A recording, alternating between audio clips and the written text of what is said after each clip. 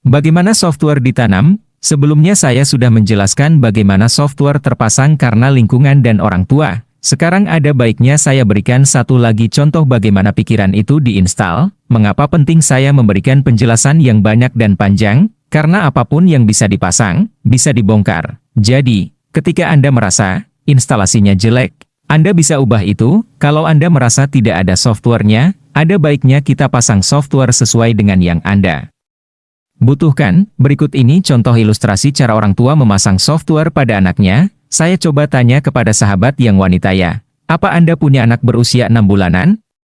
Atau, jika Anda punya anak yang sudah besar, apa masih ingat sewaktu ia bayi masih berusia 6 bulan? Bagi yang belum punya anak, pernah tahu anak usia 6 bulanan seperti keponakan atau sepupu?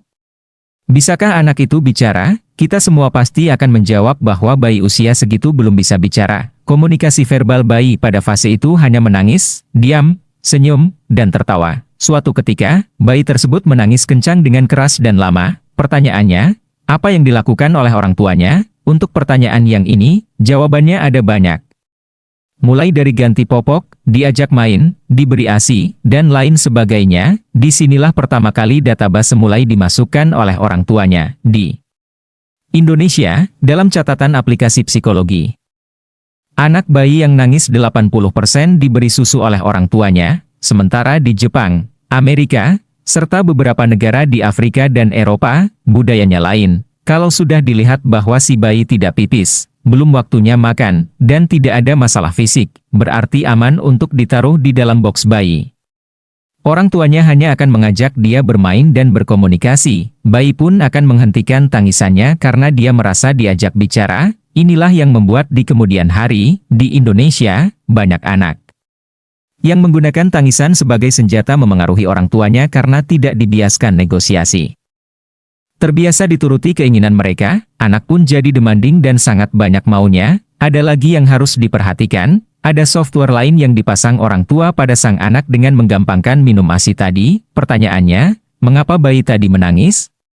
Mari kita bahas satu persatu kemungkinannya. Mungkin karena lapar, kepanasan, kedinginan, pipis, tidak nyaman, kesepian, mau main, dan lain sebagainya. Intinya, karena dia belum punya kosakata untuk berkomunikasi maka dia menangis. Jadi menangis karena apa? Karena ada masalah. Ini kita kunci dulu dengan huruf kapital ya. Disinilah software dipasang orang tua pasang dalam diri anak. Dalam bahasa pemrograman, kalau diibaratkan otak manusia adalah komputer, di mana orang tua tadi 80% menyusui anak tersebut terlepas dari masalah apa yang terjadi. Saya pukul rata ya. Inilah program yang dipasang. Nak, kalau ada masalah dalam hidupmu, masukkan sesuatu ke mulut MU. Software ini terpasang pada pikiran bawah sadar sang anak sampai dewasa. Setiap ada masalah dalam hidupnya, mulailah dia memasukkan sesuatu ke mulutnya, baik itu makanan, minuman, rokok, gigit jari, gigit pensil, apapun dimasukkan ke mulut untuk tenang, seperti menyusu kepada sang ibu dulu. Jangan heran kalau setiap ada masalah kita jadi makan banyak, dan membuat 35% populasi Indonesia tergolong overweight. Sudah mulai paham, kan? Bisa lanjut?